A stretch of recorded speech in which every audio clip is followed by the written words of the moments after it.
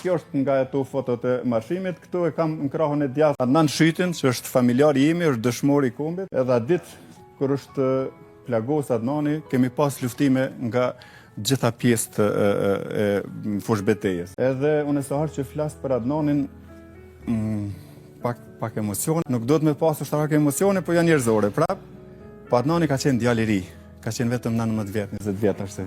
Edhe kur kam shku, më ka thirrë vetë radiolidhje. Komandanti më plagu pak.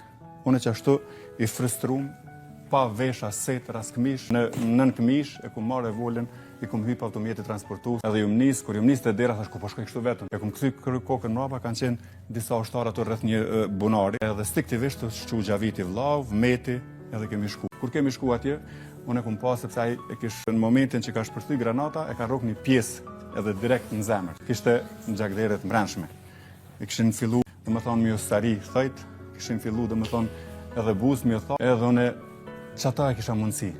E kum marrën pranë dhe kum thon, o trima, inshallah edhe ne kemi fatin si ky Luan me vdek për këtë advatan, me vdek për këtë advej.